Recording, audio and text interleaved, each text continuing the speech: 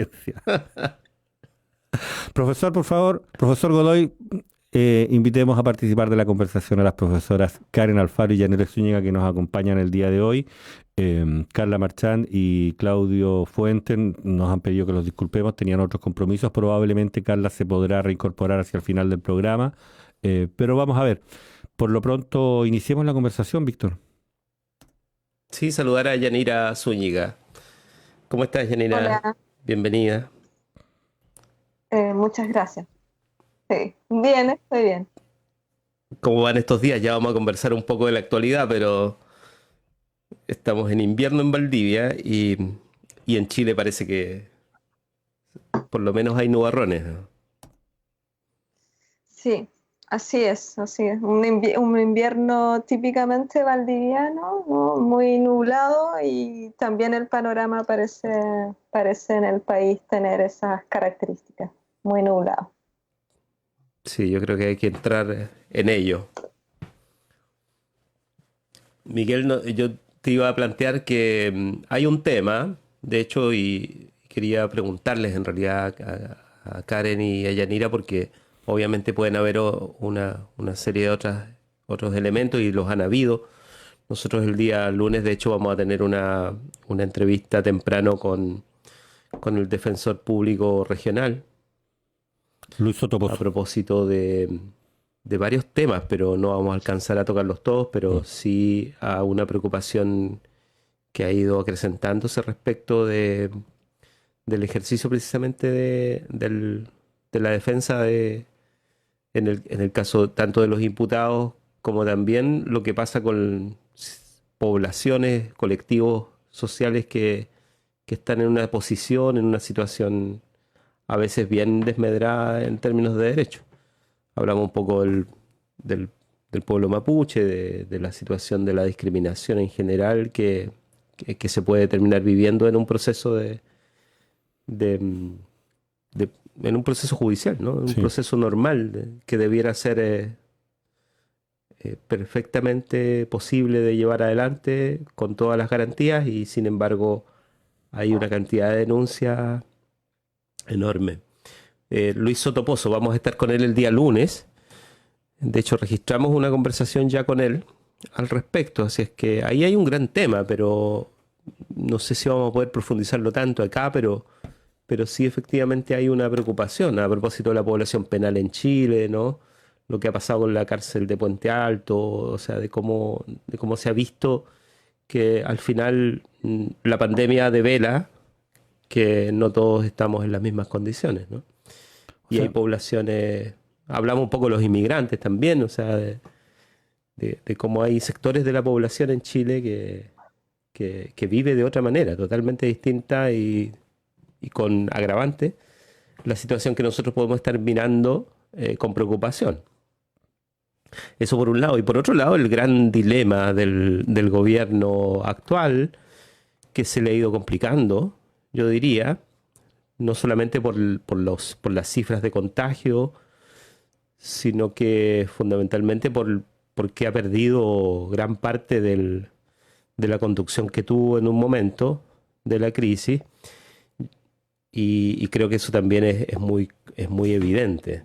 L- Las voces alternativas desde Isquia Siches hasta Elia Molina, la ex ministra que hoy en día es decana de la Facultad de Medicina de la Universidad de Santiago, han tenido vocerías tremendamente más activas mm, y, y fuertes respecto de y qué es lo que convocantes. no estaría haciendo el propio ministerio o el ministro, pero más allá del ministro, o sea, el tema es el tratamiento de la información, el tratamiento de los datos y cómo se construye un mensaje más transparente, más claro y más transparente fundamentalmente hacia la población, una población que ha vivido entre varias señales contradictorias y que a estas alturas la podemos encontrar incluso sin mascarilla, en las calles, etcétera.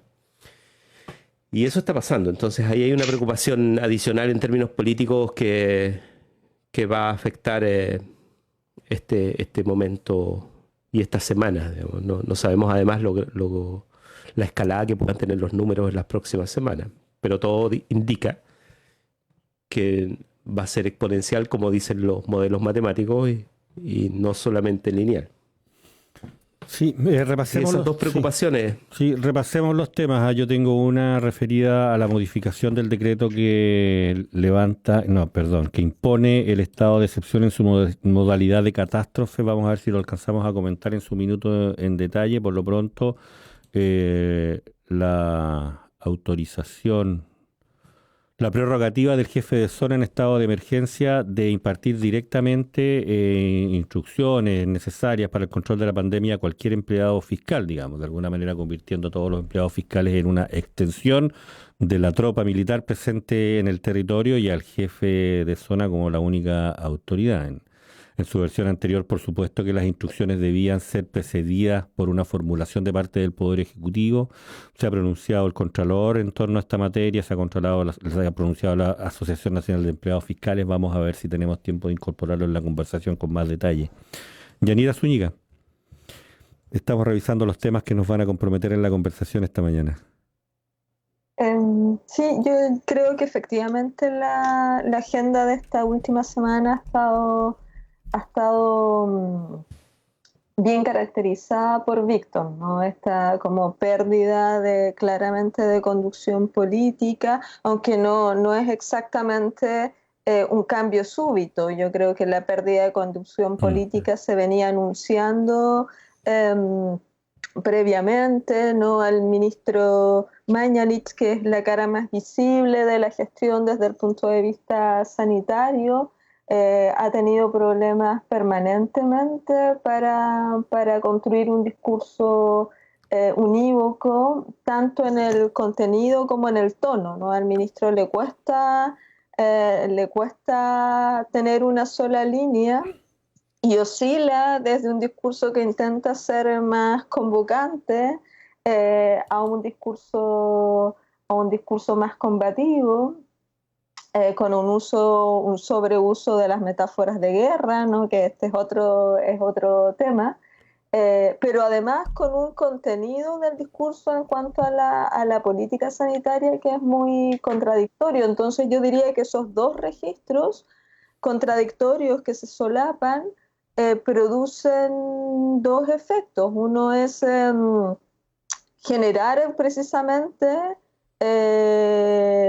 o socavar inclusive los mismos propósitos del gobierno en el sentido de mantener un mensaje de autocuidado que es luego en algún sentido saboteado por la misma introducción por el gobierno de categorías que si bien están en el resto del mundo, están en un momento distinto. Es decir, no es lo mismo hablar de nueva normalidad cuando se está volviendo en Europa después de haber tenido un largo tiempo de confinamiento y en algunos países con muchas medidas de seguridad, ¿no? Como Alemania, Francia, a hablar de nueva normalidad cuando ni siquiera se había alcanzado el pic reconocidamente por las propias autoridades. Entonces, por supuesto que en esos términos la comunicación tiene mucho de pragmática, no es solo una cuestión de etiqueta, sino una interacción con el contexto y con los hechos del momento. Y entonces es obvio que al gobierno le cabe una responsabilidad importante en la producción de este estado de cosas que nos señalaba Víctor, ¿no? Que la ciudadanía no entienda necesariamente bien el mensaje, sabiendo que es un mensaje costoso, ¿no? A las personas les cuesta autorrestringirse en términos de sus salidas, por distintas razones, algunas por supuesto más justificables que otras, ¿no? Y la segunda cuestión que a mí me parece muy preocupante es que no solo hay contradicción en ese mensaje, sino que derechamente ya entramos por esas y por otras razones, también por las publicaciones de algunos medios de prensa, como por las vocerías en el sentido de la presidenta del Colegio Médico, que ya venía anunciando hace mucho tiempo una crítica no solo a la transparencia, sino a la fiabilidad de los datos que está entregando el gobierno. En el mismo sentido, la publicación que fue muy cuestionada, y yo suscribo el cuestionamiento en términos de la protección de los datos sensibles, la publicación de interferencia, pero pone de relieve también que pueden haber dos realidades, ¿no?, en términos de esos datos. Y claro, en redes sociales ha circulado también muchísimo los datos que ha proporcionado Alejandra Matus, que van en el mismo sentido, que pudiera haber una Sí. brecha importantísima, sobre todo entre lo que ya sabemos que es el aumento explosivo de los contagios y la cifra de las muertes, que todavía se mantiene muy baja y que aparece como sospechosa de acuerdo a los modelos matemáticos disponibles, que provienen no simplemente de hacer una proyección con el comportamiento de la pandemia en otros sitios, ¿no? Y entonces ese segundo aspecto de puesta en cuestión de la fiabilidad de esa información, a mí me parece crítico, porque no es posible construir una política pública con los desafíos que requiere el manejo del COVID si no hay una mínima credibilidad de quienes están impulsando esa política pública, y a mí me parece que al gobierno le cabe una gran responsabilidad en este estado de cosas. Gracias, Yanira. Karen Alfaro, ¿cómo estás? Muy buenos días. Hola, muy buenos días. Bueno, yo comparto en varios puntos el diagnóstico que señala Yanira. Yo creo que a nosotros en Chile nos tocó, digamos, una compleja definición, ¿cierto? Cómo poder abordar una crisis sanitaria en el marco de una profunda crisis política, ¿ya? Y ahí el gobierno ha estado precisamente oscilando, transitando entre asegurar la gobernanza, ¿cierto? Y responder como se debe a una crisis sanitaria de la envergadura de la que enfrentamos, ¿ya? O sea, es distinto. El caso de Piñera, recordemos, tenía un histórico de reprobación en el mes de febrero del 9%, ¿cierto?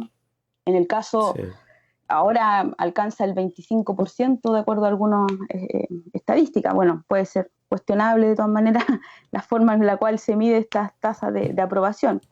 Pero si nos comparamos, no sé, en Argentina y la forma en la cual se ha abordado, ¿cierto?, esta crisis, el presidente alcanza un 85% de aprobación.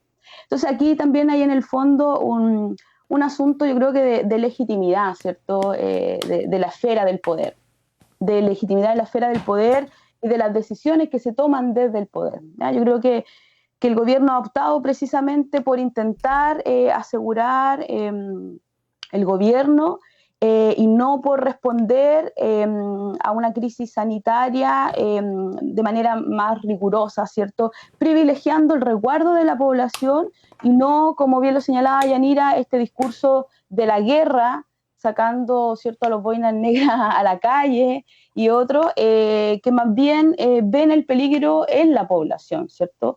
Yo creo que esas son señales que nos hablan precisamente que acá hay un objetivo principal que se pone en primer lugar, que es asegurar la estabilidad del gobierno y no dar respuestas reales, ¿cierto?, a la crisis sanitaria. En esta misma lógica hemos visto la respuesta que dio el gobierno respecto a una demanda para afrontar la crisis económica, que es el salario, ¿cierto?, ético, familiar, para poder paliar los efectos de esta crisis. O sea, la respuesta del gobierno fue un bono de 65.000 pesos, ¿no?, el cual se presenta en los medios de comunicación como una gran, ¿cierto?, solución, respuesta del gobierno, pero, digamos, sin tener una clara visión de cuántos son los gastos reales, ¿cierto?, que tiene la población, y sin acompañar esto con otras políticas de regulación, por ejemplo, de los precios, ¿ya? O sea, no hay una regulación en el país de los precios, de los alimentos, que permita hacer dialogar esta política, ¿cierto?, de entrega de un bono con una política real que impacte en este contexto la economía de las familias. Entonces lo que hemos visto es que principalmente hemos llegado, digamos, a este punto crítico, fundamentalmente en Santiago, donde se concentra en las poblaciones, en las comunas, ¿cierto? Mayores condiciones de hacinamiento y de informalidad del trabajo, ¿ya? Y vemos que nuevamente el trabajo precario es lo que emerge principalmente como digamos, un círculo vicioso en torno al contagio que hace impensado que la población se pueda quedar en sus hogares, resguardar o respetar cualquier cuarentena, porque de ello depende, ¿cierto?, el día a día. Hemos escuchado en los medios de comunicación como la población dice, bueno, me voy a morir o de este virus o me voy a morir de hambre, ¿cierto? Y eso yo creo que nos deja en evidencia un problema grave en nuestro país por falta de políticas sociales, que es que la población depende solo y exclusivamente del ingreso de los salarios, ¿cierto? En un número importante, en un porcentaje importante de la población. Es decir, no hay políticas que permitan afrontar esta y otras crisis porque existe, ¿cierto?, esta única fuente de ingreso familiar, que es el trabajo. Y eso es lo que no ha podido parar, ¿cierto? La gente no ha podido dejar de trabajar porque no hay políticas que permitan sostener, ¿cierto?, las familias en este contexto. Me refiero a políticas que puedan bonificar de alguna manera los alimentos, ¿cierto?, enfrentar de otra manera los temas de salud, que todavía siguen dependiendo, a pesar de este contexto de crisis, de los recursos mínimos que están teniendo las familias. Lo mismo ocurre en el plano de la educación y otros, ¿ya? Es decir, nos enfrentamos a un escenario crítico y yo comparto lo que señalaba Yanira en términos de que aquí hay responsabilidades políticas, ¿cierto? Que el gobierno debe asumir de haber llegado a esta cantidad de contagios, a esta cantidad también de personas lamentablemente fallecidas y también a esta precariedad, ¿cierto? Y consecuencia de la precariedad de la vida que estamos viviendo en este momento. Gracias, Karen. Víctor. Sí, bueno, además incorporar esto de cómo veníamos también en la secuencia de la ley de protección al empleo. Si uno piensa en las crisis, porque también había mucha descontextualización, sí, en la prensa, pero en general también en la conversación y la discusión. Las crisis, hemos tenido muchas en el país, hay una cierta cultura de la emergencia en el país, para bien y para mal, ¿no? Hay casos de suceso y otros casos que son los menos y otros casos que son especialmente controversiales, incluido el terremoto del 2010. Pero hay cierta cultura de la emergencia. Y por qué no decirlo también en el plano de lo social y de lo laboral y del empleo y de la pobreza. Ayer hubo un programa especial con Mónica González en que ella decía, la periodista, ¿no?, la Premio Nacional de Periodismo, a propósito de este debate sobre la desinformación que hay, que es muy interesante en todo caso, pero bueno, es muy interesante para los periodistas. Y ella decía, en este minuto, nadie en Chile podría decir cuántos pobres hay, qué nivel de pobreza hay. Entonces, lo que estamos viviendo es un poco en la línea de lo que decía Karen recién, es incertidumbres en el plano radical de la subsistencia de la población. Eso se ha vivido en otros momentos. O sea, a propósito de esto de la ley de empleo, súmale a eso la situación del rol de los municipios que ya se decretó, ¿no? Que los municipios tienen que apoyar precisamente las labores de seguridad. Bueno, los municipios estuvieron implicados directamente en la generación de los planes de empleo de la crisis asiática a fines de los 90. No sé si se recuerdan, pero eran los municipios los que activaban los planes de empleo. Y en ese tiempo hubo grandes sindicatos de cesantes en Chile. Hubo una crisis económica enorme. Si tú lo piensas en el año 82, nuevamente, o sea, el año 82, ante la crisis económica y el ascenso de la protesta social contra la dictadura, también son los municipios los que tienen que ejercer el rol en ese momento de empleadores a través del PEM y el POG. incluso aunque esos planes eran planes que venían de antes o que habían sido creados antes, es el momento del PEM y el POS, que ustedes recordarán era una forma miserable de generar números de empleo en medio de una dictadura que todo el mundo sabía que era tal en el mundo y que disfrazaba una situación social que era tremenda. Entonces, la pregunta que queda rondando es cuánto de esas crisis va a volver a aparecer en estos meses. Yanira Zúñiga. Yo creo que el escenario previsible es que efectivamente la crisis va a ser importante y va efectivamente a ser soportada dado el pool de medidas que tenemos ya anunciadas y las que no se han adoptado, ¿no? Porque lo que no se ha adoptado también nos dice cuáles son los límites entonces del sistema político chileno para abordar la crisis desde otra perspectiva. Y entonces a mí me da la impresión efectivamente, como además se viene ya sincerando, que el escenario es un escenario parecido. Escuchaba ayer algunos economistas que decían que el escenario iba a ser más parecido a la crisis del 80 que a las crisis más recientes, ¿no? Incluida la asiática. Y eso nos pone entonces en un escenario en que quien soporta los costos de la ralentización del sistema económico no es tanto la empresa como aparece o las empresas en las crisis más recientes, ¿no?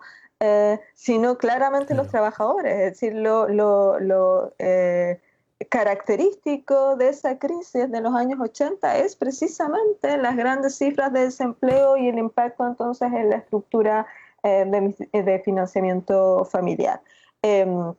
Y claro, a mí no me sorprende que en ese estado de cosas sean los municipios los que adquieran una mayor relevancia, más allá de que sus funciones en el plano institucional chileno son relativamente deprimidas y sus medios son escasos, porque evidentemente es un tipo de política que es muy local, que requiere administrarse en términos de manejo local y de la cercanía para que funcione adecuadamente.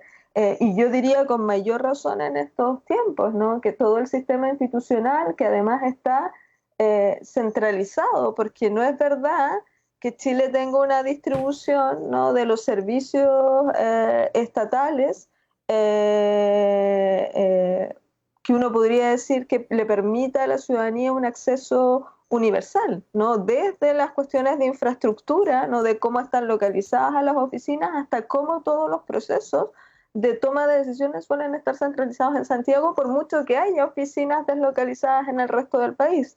Y entonces ese estado de cosas hace poco viable y en algunos casos simplemente imposible echar mano de la estructura de servicios públicos estatales y obliga a desplazar, transfiriendo en la práctica competencias a las municipalidades para la gestión local, que son las que están en mejor posición para hacerlo de alguna manera más cercana a la eficacia. Así que a mí en ese sentido no me sorprende ese diseño. Quizás de nuevo lo sorprendente es que el gobierno persista en este ánimo, ¿no?, de mantener controlado una situación para la que necesariamente requiere colaboración, ¿no? Esto de que ha venido haciendo... Sí. De tratar de deslegitimar, ¿no?, y de atribuirle a los alcaldes, ¿no?, en este intento de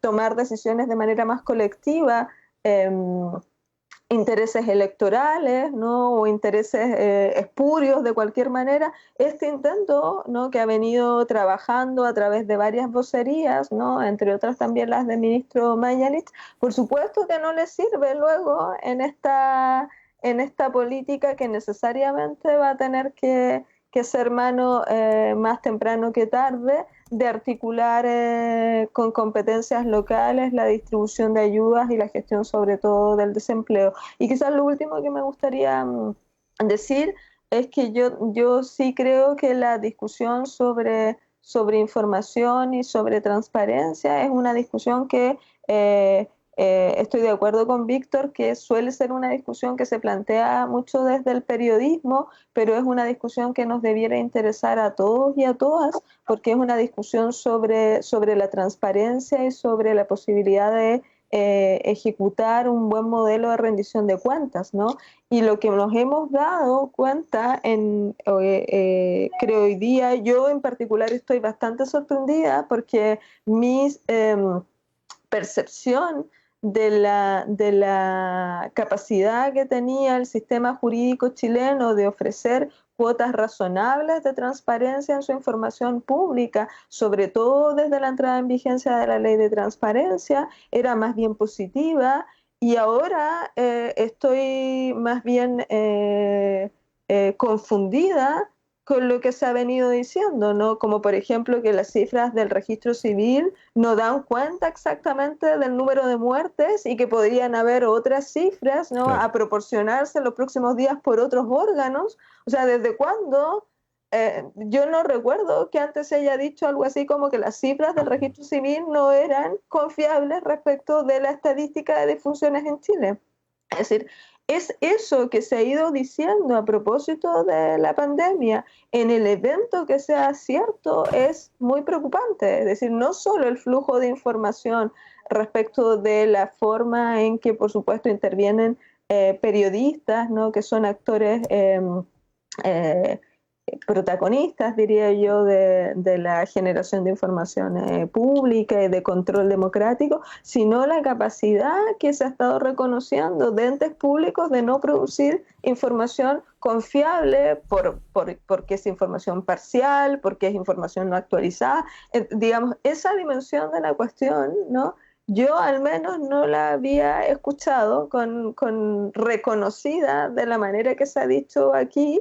Y aunque no haya intento de camuflar datos, ¿no? Y sea así, que no es confiable la información del registro civil, eso por sí solo es muy preocupante. Gracias, Yanira. Yanira Zúñiga, académica de la Facultad de Ciencias Jurídicas y Sociales de la Universidad Austral de Chile. Karen Alfaro. Karen. Sí, bueno, a mí lo que me preocupa respecto a lo que plantea Víctor es precisamente este aprovechamiento, ¿cierto?, escandaloso que se ha hecho de la crisis económica para borrar discusiones que se venían dando a propósito del estallido respecto a la jornada laboral, ¿cierto?, y el sueldo mínimo, o sea, subir el sueldo mínimo. ¿Ya? Yo creo que no podemos perder esa rica discusión que se venía sosteniendo de devolver la dignidad, ¿cierto?, a los trabajadores a partir de regular la jornada laboral y el sueldo. Entonces me parece que hoy día desde el empresariado, ¿cierto?, hay un aprovechamiento terrible, tratando precisamente de borrar esos avances y volver a retroceder en el tiempo.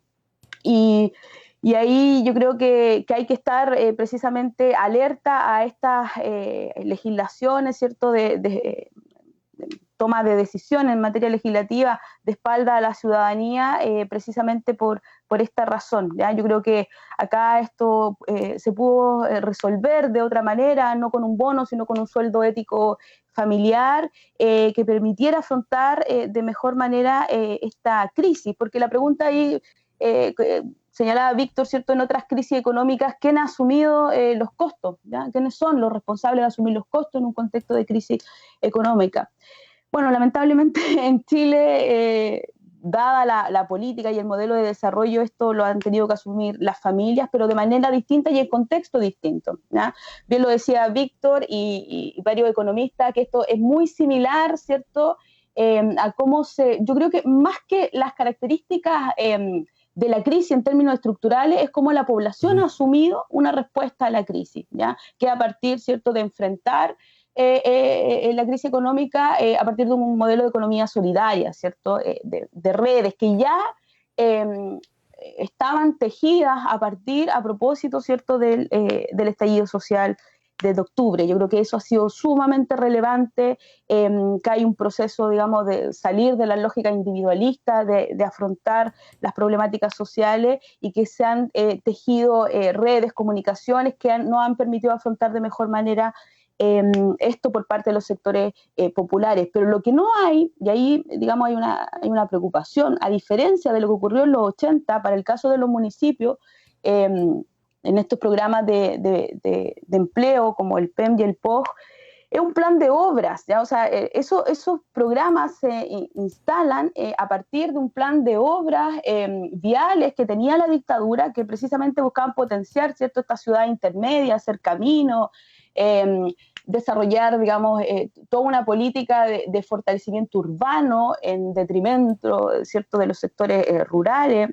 Había, digamos, una política, un plan de obra nacional, y eso, digamos, no tenemos ahora, ¿ya? No tenemos una política que vaya a acompañar la generación de empleo por parte de los municipios, ¿ya? Entonces yo creo que aquí se ha venido profundizando, sobre todo a partir de los 90, la lógica del emprendimiento, ¿cierto?, como el modelo a seguir para la autogestión de la vida de la población, y yo creo que eso es lo que ha fracasado, ¿ya? O sea, hemos visto que es imposible continuar con este modelo, ¿cierto?, de autogestión de la vida de la familia y con el modelo de emprendimiento, ¿cierto?, desvinculado de cualquier soporte del Estado, ¿ya? Hoy día lo que debiéramos esperar es una respuesta de redefinición de la política estatal, de la política de desarrollo estatal, que debiera acompañar en este caso a las familias, ¿cierto?, a la población, y no al empresariado, o ponerse a la vereda del empresariado como históricamente lo ha hecho. Karen Alfaro, Sí. vamos con Víctor. Sí, Yo claro. dos comentarios. Yo no sé si debiéramos, Karen, esperar lo que nunca hemos tenido. Estoy pensando en este modelo de Estado, en este modelo de desarrollo.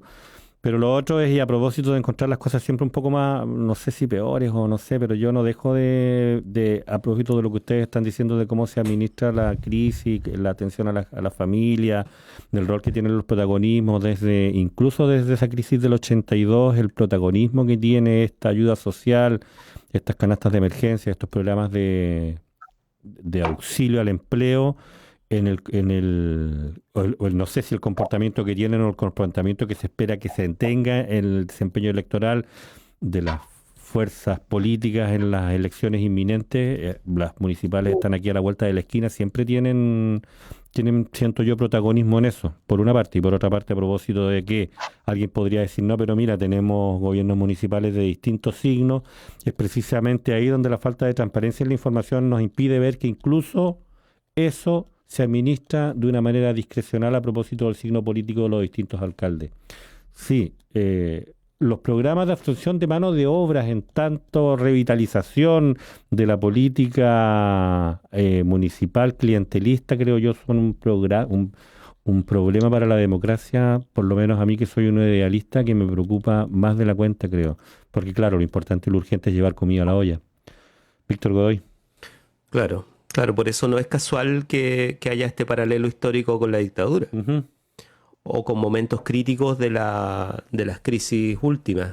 La del 98 siempre se apela recordabas al tú. municipio en esos momentos. Sí, la del 98 recordabas tú. Entiendo que ¿quién estaba en la moneda? Eduardo Frei. Si no me Claro, falla la Frei a memoria. punto de entrar Lagos Claro. en una reñida elección. Sí, y una elección Con Lavín. elección municipal a la vuelta de la esquina, y yo recuerdo, yo estaba haciendo prensa en Chiloé, 10, 12 municipios atendíamos y veíamos cómo en ese escenario los municipios de concertación tenían planes de absorción de empleo súper Ajá. robustos, y los municipios de la oposición en aquella época tenían un poquito más en dieta sus programas de absorción laboral. Entonces, por ahí siempre funciona algo que es posible manipular de una manera distinta. Estoy pensando, pero además lo otro, digamos, lo que significaba en materia de clientelismo, de desarrollo de una relación clientelista entre las organizaciones, la ciudadanía, todo lo que estaba ocurriendo en torno a la sociedad civil, y el municipio era lo más preocupante, digamos, era una máquina devoradora. Lo recuerdo, Víctor. Además que yo creo que hay cierto grado bueno, es cuando tú inyectas a alguien, ¿no? cuando le incorporas, digamos, algo que no tenía incorporado, que en medio de una crisis como esta es relativamente fácil, desde el punto de vista del manejo de la comunicación, que es exactamente lo contrario de la comunicación, generar cierto grado de indolencia en sectores sociales que no viven la crisis como la viven los que, como decía Karen, lo han dicho otros paneles incluso en la semana, están viviendo esto como una crisis de alimentación, por ejemplo, ¿no? De trabajo primero y después de alimentación. Imagínense lo que va a pasar, digamos. Hay antecedentes en Latinoamérica respecto de eso graves, digamos. Y eso pasa en Chile, pero pasa acotado a determinados territorios, a determinados sectores sociales. Y el resto se genera por la vía de la comunicación social y de la comunicación institucional, ¿no? Porque ahí es donde hay mucho dinero puesto, digamos, y grandes asesores y todo ello. Se alimenta la indolencia. Y la indolencia tiene rostros agradables a veces. O sea, un buen espectáculo, un buen show, no lo va a ver en estas condiciones. Pero en otros momentos históricos se ha apelado a eso. A dispersar la atención, o sea, a deslocar la atención de la sociedad hacia aspectos superficiales de las relaciones de todo tipo, laborales, comerciales, no sé, y dejar en el patio del fondo la pobreza, ¿no? El desempleo, qué sé yo, etcétera, etcétera. Yo lo único que quería además agregar para escuchar a Yanira y a Karen es que hay en la tercera de hoy una columna de Miguel Launer, del arquitecto, un personaje de la historia a estas alturas de Chile. Miguel Launer es ampliamente conocido por su labor como arquitecto, pero también tiene una reflexión política interesante. Además fue preso político en Dawson en su momento. Y él menciona el caso del terremoto de Valdivia en esa columna. Está muy interesante porque lo asocia a la gestión de crisis. De hecho, a ver si veo el nombre. El nombre de la columna es Informar o desinformar, además. Que es un poco la línea de lo que hemos ido conversando. Sí, Miguel Launer, yo conversé en alguna oportunidad con Miguel Launer a propósito de su rol como director ejecutivo de la Corporación de Mejoramiento Urbano. Visitó Valdivia, no sé si lo recuerdas, Víctor, hace un par de años.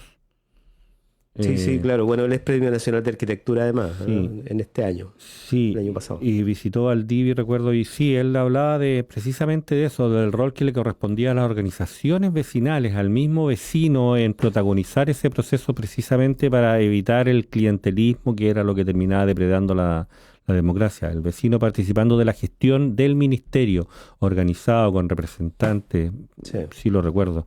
Y no nos hablaba de un Perdón, trabajo... creo que yo sí, dije... Nos hablaba de un trabajo que sí, que es cierto que se estaba realizando en el contexto del gobierno de la Unidad Popular desde el Ministerio de Vivienda, pero que desde los sectores vecinales se venía trabajando y organizando desde hacía más de una década, digamos. Oye, yo dije algo imperdonable, que es que la columna estaba en la tercera. Ya. Lo que pasa es que veo la tercera, pero la columna de Miguel Launer está en Interferencia, que es radicalmente distinto. Sí, Interferencia, está de moda. Yanira Zúñiga. Sí, yo estoy de acuerdo con eso, ¿no? Que al final la comunicación se construye con lo que se dice y sobre todo con lo que no se dice, ¿no? Con lo que se oculta. Y claro, yo creo que lo que hemos visto es también una comunicación y esto nos lleva a otros problemas que son más estructurales de la sociedad chilena, que es también cómo se distribuyen los canales de información y cuáles son sus orientaciones, y por eso también tenemos dificultad para que esas otras realidades, ¿no? Aparezcan, ¿no? Y aparezcan en términos muy masivos, incluso aún teniendo medios que pudiéramos llamar informativos de comunicación, esos medios no tienen una penetración una penetración, uno podría decir, general. Y por eso es que, claro, esa columna que nos comenta Víctor probablemente va a ser leída por un cierto grupo de personas que además intercambia mucho en redes sociales con lo que sabemos de las redes sociales, que al final amplifican normalmente la misma visión del mundo que uno tiene, ¿no? No es que permitan un intercambio pluralista y que hagan que uno cambie de opinión. Y en cambio, los medios que llegan a la población en general son medios en los que hay una alta interferencia hoy día también del poder político económico en Chile, y por eso entonces vehiculan una cierta mirada del mundo. Ayer se decía mucho que había algo a lo menos curioso en que el doctor Enrique París, que es claramente la oposición de la presidencia actual del Colegio Médico, hubiera tenido tanto espacio en los noticieros de canales de televisión relevantes y de alta penetración. También se ha venido diciendo mucho que es muy curioso que en los matinales haya circulado mucho político de derecha, ¿no? Y yo ahí quizás tendría un matiz respecto a lo que dice Víctor. Es verdad que no ha habido el uso que hubo durante la dictadura de cierta tecnología de información vinculada a la farandulización, ¿no? Que estaba pensada en cierto sentido para evitar una discusión política y para distraer la atención. Pero yo sí creo que ha habido una especie de construcción de la información en cierto tipo de espacios de comunicación que rayan eso, es decir, una trivialización del sufrimiento de las personas, una farandulización, una transformación de alcaldes en personajes no necesariamente líderes políticos, sino en personajes simplemente que construyen una especie de reality show con los debates, que son debates además poco serios, ¿no? En que pareciera que se reconstruye un debate como era antes un panel de opinión de opinólogos. Entonces, esa manera en que se construye la información va creando una suerte también, aunque esté tematizando, diría yo, la cuestión de lo que estamos viviendo, lo está tematizando en ejes que son muy distintos, ¿no? Y lo pone en una clave, yo diría, más farandulesca y una clave menos política.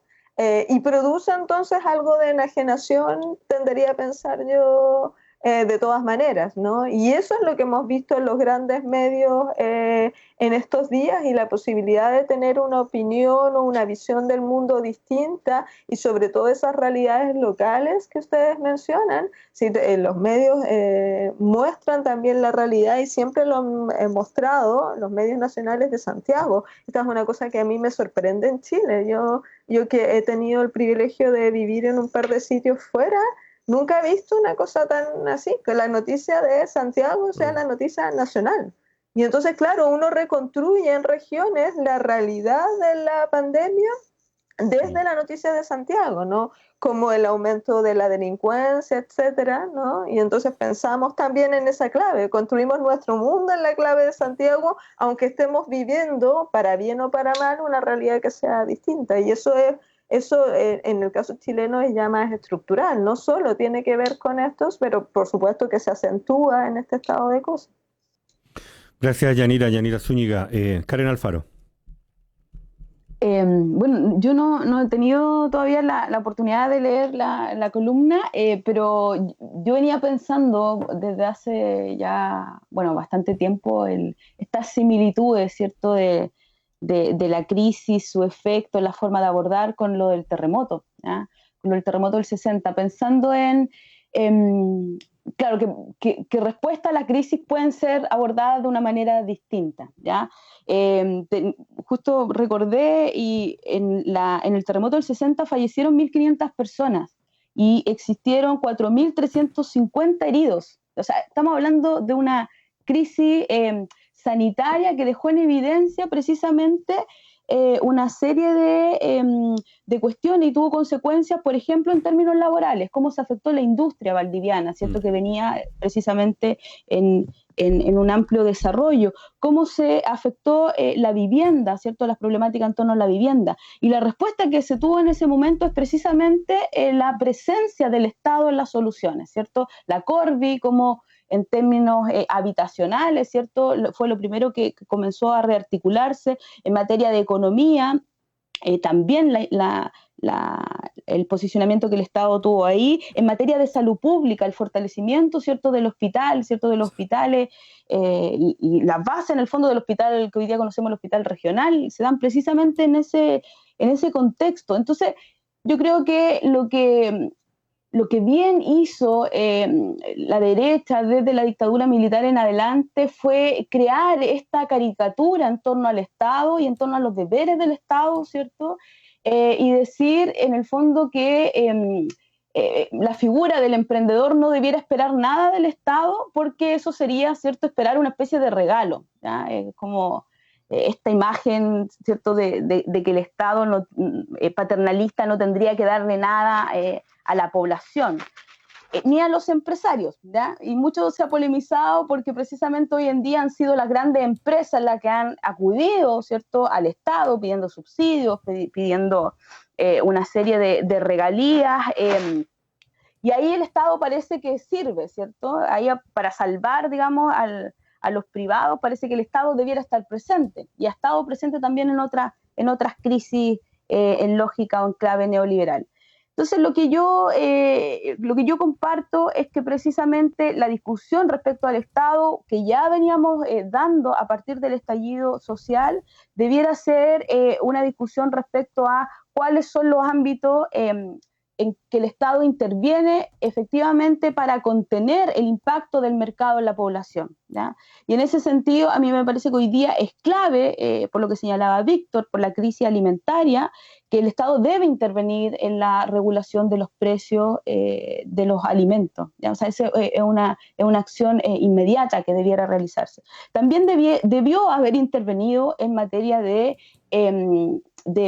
empleo, ¿cierto?, de seguridad del empleo. O sea, intervino al revés, ¿cierto?, desregulando más las posibilidades de mantener, ¿cierto?, los resguardos en el empleo.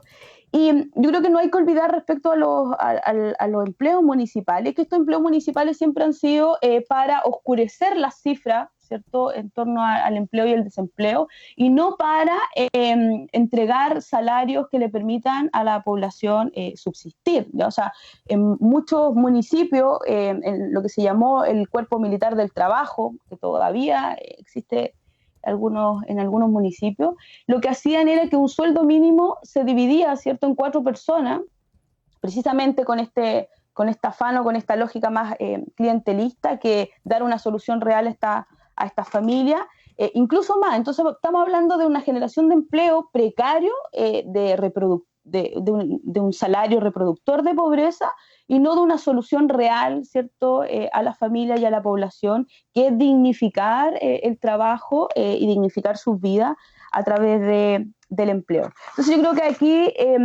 también debemos cuestionarnos en cómo se construye gubernamentalmente la categoría de población y de pobre, que algo también se dijo al comienzo, ¿cierto? O sea, no sabemos cuántos pobres son, tampoco sabemos qué es la pobreza, ¿cierto?, real en Chile, ¿ya? Porque el crédito, el sistema de endeudamiento ha oscurecido las cifras, los datos y las características de esa pobreza marginal, material, más tradicional, ¿cierto?, que hoy día queda lamentablemente en evidencia en este contexto.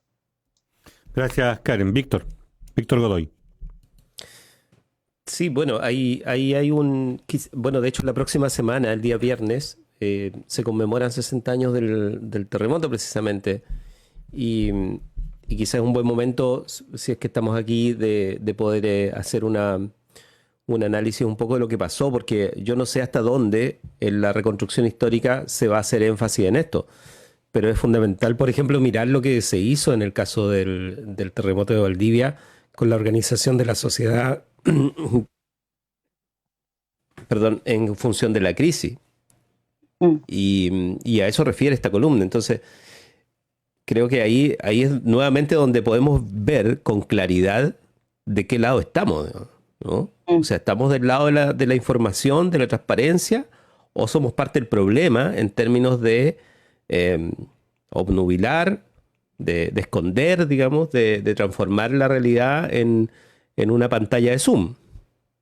Y eso es lo que nos ha estado pasando, digamos. O sea, nos ha estado pasando en términos comunicacionales. Digo, nos ha estado pasando un poco porque me ha tocado conversarlo con gente que trabaja en comunicaciones y el trabajo no ha cambiado mucho, con la diferencia de que tienes muchas más incertidumbres, ¿no?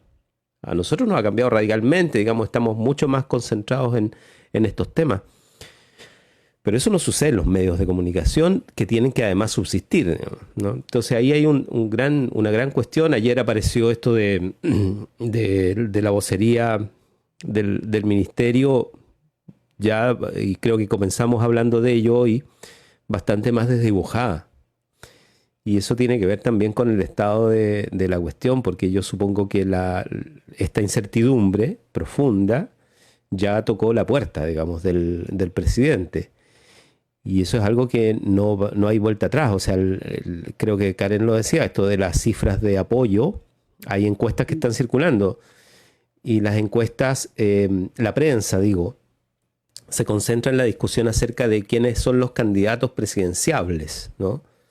Entonces es como poco, yo creo que es ofensivo para la gente que está sufriendo en este minuto. Además, estamos hablando de gente que ha muerto. Pero en las mismas encuestas, la información que hay habla de un altísimo nivel de incertidumbre en la población y de sensación de que todo va a estar peor. Y eso está sobre los 70 y 80% cuando le preguntan a la gente. Entonces también el clima de opinión es ese. O sea, no es el otro. No es el clima de opinión, no es somos una gran nación que va a hacer frente a una crisis, ¿no? Eso se ha ido cayendo un poco. Y desde el gobierno me da la impresión de que la lectura es que esto es fruto de la pérdida de confianza. Y la pérdida de confianza es un proceso social que se desencadena el 18 de octubre. Entonces esto sería una consecuencia secundaria, en definitiva, de la pérdida de confianza que termina quebrando ya definitivamente las confianzas de las instituciones el 18 de octubre. Víctor Godoy, gracias. Yanira Zúñiga. Yo la verdad tengo dificultades para tener una tesis única sobre por qué se ha producido lo que se ha producido en términos de manejo comunicacional. Y tiendo a pensar que lo que hemos visto es la combinación de decisiones pensadas en términos estratégicos, ¿no? En el sentido de tratar de recuperar la agenda que se había perdido después de la crisis de octubre, ¿no? Y entonces aparecer con habilidades más claras de liderazgo y sobre todo de liderazgo gerencial, ¿no? Que es esta idea que siempre parece hacerle más sentido al gobierno respecto de su comprensión de su función y del imaginario que debe crear respecto de la idea del liderazgo, ¿no? Que es una cosa más parecida al gerente de la empresa que a un liderazgo clásico político, ¿no? Entonces, claro, uno podría decir, esta es la opción que tomó el gobierno, en algún momento puede ser que le haya funcionado algo y ahora parece que no funciona. Pero además, como yo tiendo a pensar que hay cierta incontinencia y dificultades también para administrar los rasgos de carácter, tanto en el presidente como en otros ministros, particularmente el ministro Mañalich, que es el que ha estado más visible. Me cuesta pensar que todo esto es como el resultado de una acción deliberada. Es como cuando pensamos sobre lo que hace Trump, ¿no? Trump no es solo una acción deliberada de el gerente, ¿no?, de una empresa, sino que también es la expresión de su propia visión del mundo desbocada, ¿no? Y entonces están esos dos elementos, una racionalidad y una racionalidad, si uno quiere ponerlo en esos términos. Y yo creo que lo que pasa en el gobierno es esto, ¿no? Y entonces la pregunta que uno debiera formularse respecto de la irracionalidad es si podía en algún escenario parecer sensato hacer la apuesta que han hecho, ¿no? De que por alguna razón Chile se iba a transformar en una especie de excepción respecto del mundo, ¿no? Un país del tercer mundo que iba a ser capaz de luchar con los medios pocos disponibles, menores que en otros países, con condiciones que no son del todo adecuadas en un modelo que solo se ha demostrado que tiene mayores rendimientos en países que lo combinan con otras estrategias, ¿no? Por ejemplo, Corea es muy claro el ejemplo. Cuarentenas dinámicas o pocas restricciones, pero un control a nivel de información biopolítico de las personas, ¿no? Es decir, se sabía dónde estaban todas las personas y había un flujo de información, por supuesto, no muy respetuoso de la idea de datos sensibles, ¿no? Pero eso permite entonces contrarrestar el control, llamémosle por vía de cuarentena, que no se implementa, por la vía de un control, llamémosle por vía de para y georreferencia de los datos de contagio, que además estaban distribuidos por vía de la gran penetración de las tecnologías de información prácticamente a todo el mundo a tiempo real, ¿no? Pero es que en Chile no tenemos tampoco eso. Entonces pensar que iba a funcionar un modelo de ese tipo con un régimen en que ni siquiera podemos saber, ni los alcaldes saben cuáles son las personas contagiadas, creo que simplemente era delirante pensar que eso era así. Y entonces a mí me parece que ha habido mucho de, como decía hace un rato, mucho de responsabilidad, porque lo que uno esperaría en un contexto en que tú, el escenario que avisoras es un escenario difícil, ¿no? Incluso poniendo los medios adecuados, ¿no? Porque es un problema difícil, es haber adoptado una actitud más parecida a la de Angela Merkel, ¿no? Esto es algo difícil, ¿no? Y el mensaje que mandamos del gobierno es que las personas debemos acostumbrarnos a pensar que es algo difícil, en la que, por supuesto, todos contribuimos, pero no solo descansa sobre la política individual la contribución, sino sobre todo sobre la política estatal. Y decir esto, ¿no? Incluso cuando retomamos con fragilidad, podemos volver atrás. En cambio, todo el mensaje del gobierno ha sido el que está en las antípodas, ¿no? Nosotros vamos muy bien, vamos a salir pronto, poniendo fechas, hablando de retornos, sin condiciones de seguridad, abriendo malls. Es decir, en algún sentido, todo lo que se ha hecho parece desvirtuar que pudiera haber una estrategia muy clara. Y si eso es así, es todavía peor el escenario, porque yo creo que la gente percibe lo errático que ha sido el manejo. Y es quizás en eso donde se alienta la desconfianza y el pesimismo, porque con un manejo errático uno tiene grandes incertezas. Con un manejo que se visibiliza lo oscuro y se nos prepara para esa oscuridad, al menos uno dice, bueno, yo sé que esto va a ir a peor, pero confío en que quien me está guiando me va a poder guiar por el mejor camino posible dentro de este escenario dramático. Pero en un escenario en que no tenemos ni siquiera eso, la incerteza se aumenta y a mí me parece que es bien razonable que las personas lo vean con angustia. Gracias, Yanira. Yanira Zúñiga, académica de la Facultad de Ciencias Jurídicas y Sociales de la Universidad Austral de Chile, participando del panel del viernes, como es habitual. De República de los Ríos, vamos a extrañar y disculpar de nuevo la ausencia en este caso, de los profesores, de los profesores Carla Marchán de la Facultad de Ciencias y Claudio Fuentes de la Facultad de Ciencias Económicas y Administrativas por razones de agenda y de trabajo. Karen Alfaro también nos acompaña. Karen.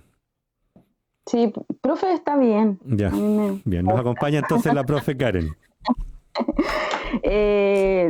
Mira, yo creo que ha quedado al desnudo también esta lógica a propósito de lo que ustedes comentaban al inicio, ¿cierto? Esta democracia liberal, pero para el caso chileno esta democracia de los técnicos, ¿cierto? O sea, la construcción de un modelo de gobierno, de un modelo político que entrega las soluciones a manos de expertos que generalmente no son expertos, sino que toman decisiones que no tienen asidero en las condiciones reales de la población para poder ejecutar, ¿ya? Es decir, los llamados teóricos de la política pública que no conocen de las condiciones en las cuales la población vive.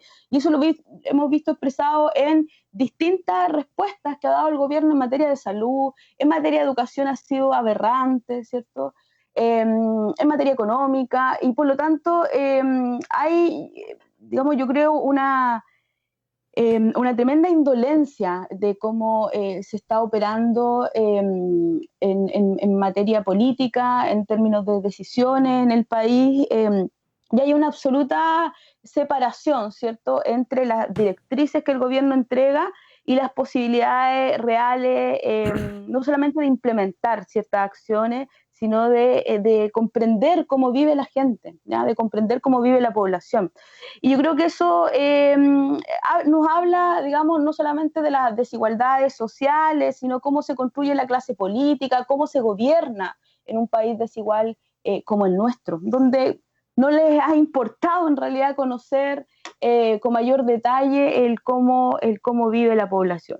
Y yo creo, digamos, que estas incertezas, estas políticas que no tienen asidero en la realidad, estas declaraciones, ¿cierto?, de avance y retroceso en materia de la solución de la crisis, más que no tener un plan, yo creo que es también una estrategia de gobierno, ¿ya? Una estrategia vieja de gobierno, que esto lo he comentado viernes pasado, ¿cierto?, de la guerra psicológica. La guerra psicológica y cómo se controla, ¿cierto?, a partir de la incertidumbre, infundir el miedo en la población, mecanismos de gobierno, yo creo que es una herramienta que tuvo, bueno, desde la Guerra Fría, que tuvo en la dictadura, y que ha tenido posteriormente en algunos momentos importante efecto, ¿ya? Porque es precisamente la que permite luego, bueno, ya permitió que Piñera pueda subir en algunas encuestas, ¿cierto?, respecto a aparecer nuevamente en el espacio público.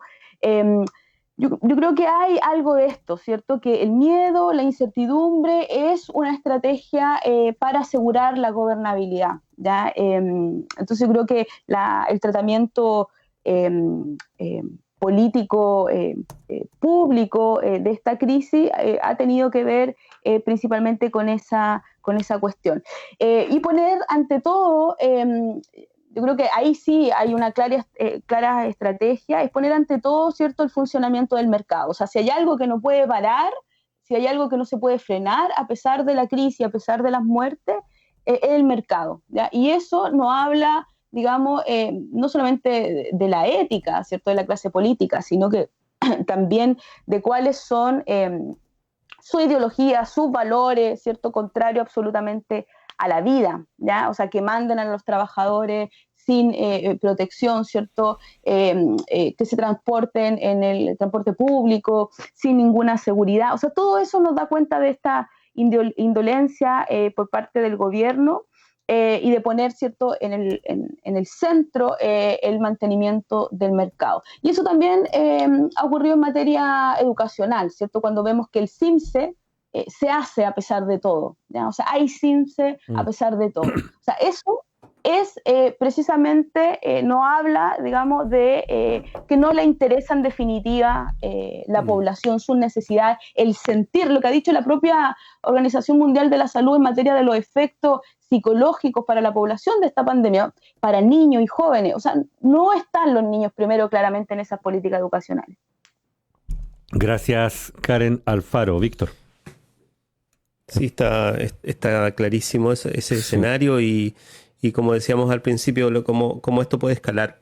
El mes de junio va a ser un mes en que el tema de educación también va a retomar predominancia, porque por razones que tienen que ver con los calendarios.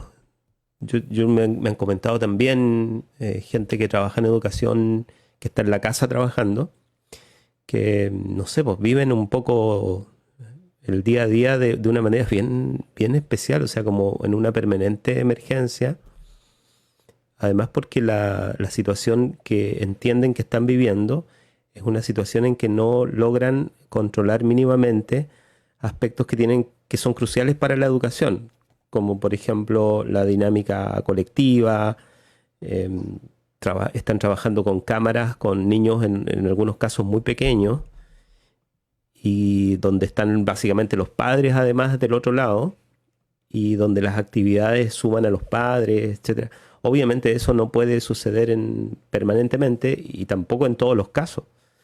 Entonces, yo creo que ahí hay otra cuestión que está bajo los radares, pero que es tremenda, que tiene que ver con el esfuerzo enorme que están haciendo muchos trabajadores de la educación. Y eso está medio invisible todavía. Yo supongo que eso va a aparecer en algún rato. O sea, hay cosas básicas como nosotros, por ejemplo, usamos PowerPoint para hacer clases. Pero con un grupo de pequeños, tú no haces un PowerPoint. O sea, creas una dinámica, incluso dicen, en el piso de la casa. Los materiales se tienen que ubicar de determinada manera. Cuando tú tienes que escribir, te aparece del otro lado como un espejo, ¿no? Entonces, hay cosas que son complejas de poder llevar adelante en estas condiciones, y sobre eso cero planificación además, ¿no? De parte, digo, de las instituciones del Estado.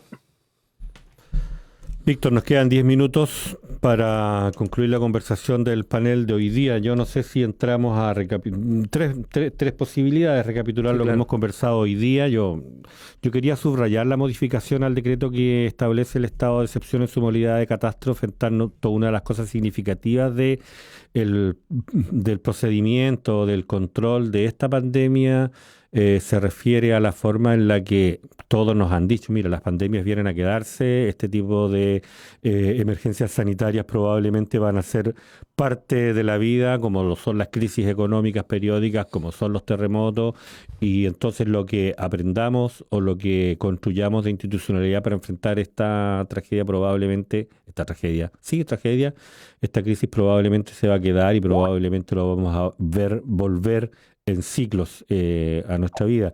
Y entonces la modificación del decreto que instituye el estado de catástrofe, y que de alguna manera lo que hace es instalar a la autoridad militar durante este periodo como la jefa directa de todo voy a usar la palabra plantel, del plantel de trabajadores públicos. A mí me preocupa, digamos, por decirlo menos, porque es una cosa que podría quedar ahí sin darnos cuenta, como suele ocurrirnos, como una práctica común. Entiendo que la profesora Yanira Zúñiga tiene que retirarse. Así es. Profesora Yanira Zúñiga, primero agradecerle la participación en esta conversación. Hemos tenido a dos prodecanas hoy día, Víctor, autoridades universitarias protagonizando nuestra programación radial. Estamos felices, encantados y agradecidos.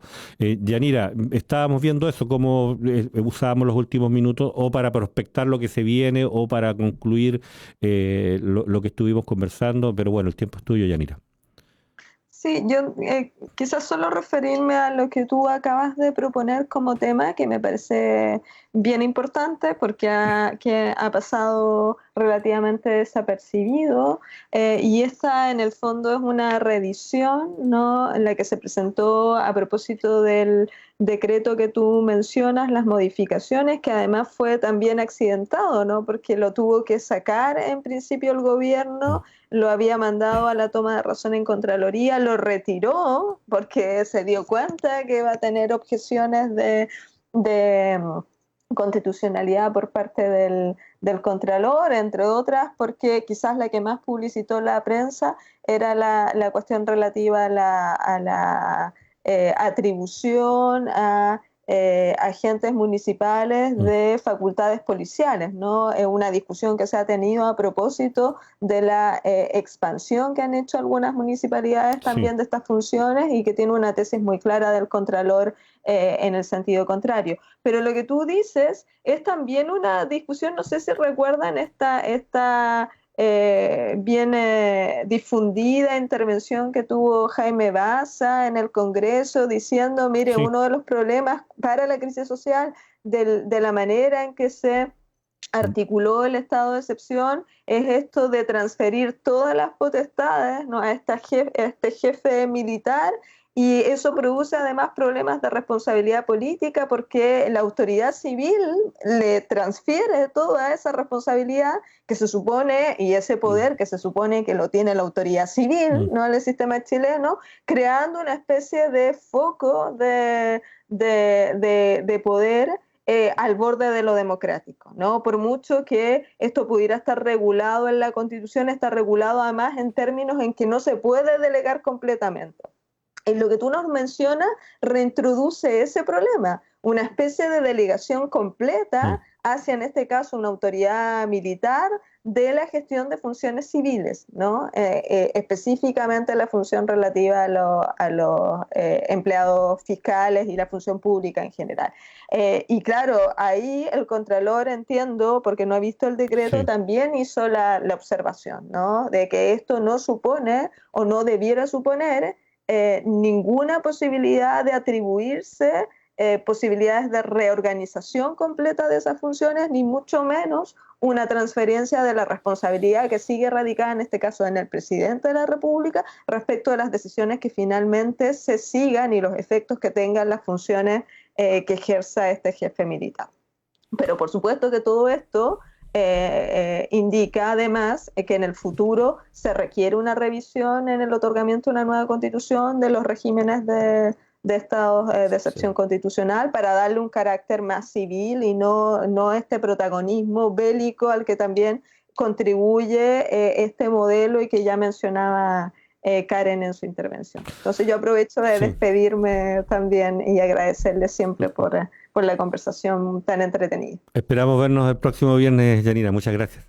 Dale, chao. Un gusto, Chao, Yanira. sí. Un gusto escucharte. Sí. Karen, antes simplemente reiterar una idea, ya lo decía Yanira a propósito de estas modificaciones que se introducen a la forma en la que se controla, se pretende controlar la presencia de la enfermedad, y es la atribución a los municipios respecto de sus organismos parapoliciales, les voy a decir. En tanto, los municipios están demandando participar en otros ámbitos de la gestión de la crisis, y lo han hecho con insistencia, y en esa insistencia incluso han sido combatidos y resistidos por la autoridad militar y por la autoridad civil regional. Estoy pensando en el caso de Lago Ranco, estoy pensando en el caso de Los Lagos, donde incluso el jefe militar ha recurrido en contra de los alcaldes ante la Contraloría para evitar que protagonicen algunas medidas de control. Y en ese escenario es que se insiste en que el fortalecimiento de su actividad solo estaría en aquellos organismos parapoliciales que en algunos municipios tienen bastante protagonismo. Digo, en algunos municipios que además son bastante publicitados en esa materia. Pero Karen, nos estamos despidiendo y estamos agradeciéndote la participación. Sí, yo me gustaría más que referirme a este tema que nos señala que Yanira ya lo abordó, solo para cerrar, y yo creo que vamos a tener que dedicar un programa especial para ello, el tema que señalaba Víctor, ¿cierto? El tema de la escuela, el tema de la educación y el tema de los profesores. Yo creo que mucho se ha hablado del compromiso público de los profesionales de la salud. Yo creo que los actores ocultos de esta crisis son los profesores y profesoras que están desempeñando su labor a pesar de todo, ya que están lidiando no solamente con administrar un extenso currículum nacional, sino que conteniendo emocionalmente, psicológicamente a niños y niñas a través de distintos medios. Están ocupando sus recursos para comunicarse por WhatsApp con sus estudiantes, con apoderados. Yo creo que hay, digamos, no vocación de profesor. Yo creo que aquí hay un compromiso público del profesorado de Chile que está sosteniendo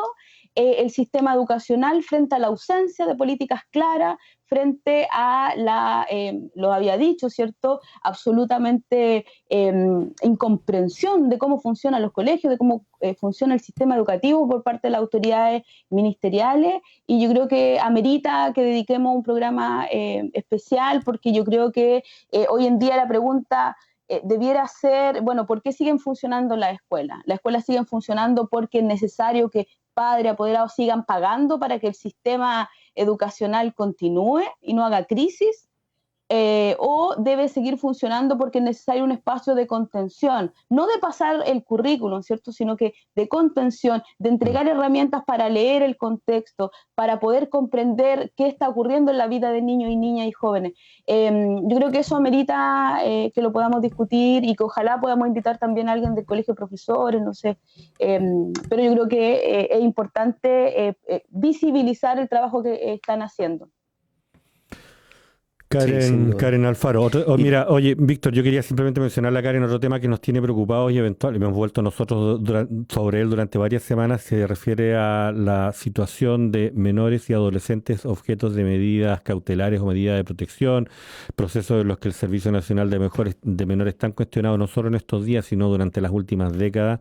Tiene bastante protagonismo, proceso en torno al cual se está tramitando una modificación legal que pretende crear un servicio especializado de protección para niños y adolescentes. Es otro tema relevante que sabemos que a ti te preocupa bastante. Probablemente cuando entremos en eso también vamos a insistir en contar con tu participación, Karen. Víctor. Perfecto, muchas gracias. Víctor. Yo quería invitar también a la audiencia, hoy a las 21 horas, hay una transmisión a través de Facebook Live de la coordinadora No Más AFP Valdivia. 21 horas ahí en Facebook se puede encontrar. La coordinadora No Más AFP Valdivia va a estar Aurora Delgado, que es parte de la FEMPRUS del Hospital Base Valdivia, pero también de la coordinadora. Y va a estar Marco Kremerman de la Fundación Sol también, que va a ser muy interesante esa conversación, a las 21 horas hoy. Perfecto, vamos a estar atentos para conectarnos. Yo quería decir una última cosa. Hoy día hay elecciones en el sindicato docente, lo dijimos al comienzo, lo vamos a reiterar al cierre. El procedimiento de votación es a través de un sistema online que está siendo difundido por correo electrónico y por redes sociales. El profesor Roberto Morales nos encargaba el pasado lunes que insistamos en promover este proceso eleccionario, porque la participación en el sindicato docente es necesario que mantenga la vitalidad que se requiere en todos los sindicatos, Víctor, recordémoslo. Karen, ¿tú votas en esta elección? Sí, voto. Quiero aprovechar de agradecer la gestión de la directora del SINDOC saliente, que ha tenido un protagonismo y un rol clave también en la articulación del SINDOC con otros movimientos sociales y organizaciones de la región. Sí, Claudia Letelier, tenemos pendiente una entrevista, Víctor, ¿eh? Vamos a tener que programarla para los próximos días porque hoy día ya estamos completos. Sí, perfecto. Bien. Sebastián Valenzuela ya nos está apurando, tiene que tomar contacto con Verónica Fuentes, ya está aquí, Plaza de la República, el programa del Centro de Estudios Regionales. Karen Alfaro, muchas gracias por acompañarnos hoy día, siempre te echamos de menos cuando no estás. Muchas gracias. Un gusto, Karen, como siempre. Sí, esperamos vernos el próximo viernes. Gracias a todos. Sebastián, vamos a la pausa. Gracias, Víctor. Chao. Construyendo educación superior desde las comunidades del sur austral. La Universidad Austral de Chile nace desde las comunidades del sur para el mundo. Cuenta con más de 300 convenios con instituciones de 40 países, promoviendo la movilidad estudiantil y la colaboración académica. En Valdivia, Osorno, Puerto Montt y Coyhaique. Universidad Austral de Chile. Calidad y compromiso público. Más información en www.uach.cl. Universidad Austral de Chile. Calidad y compromiso público.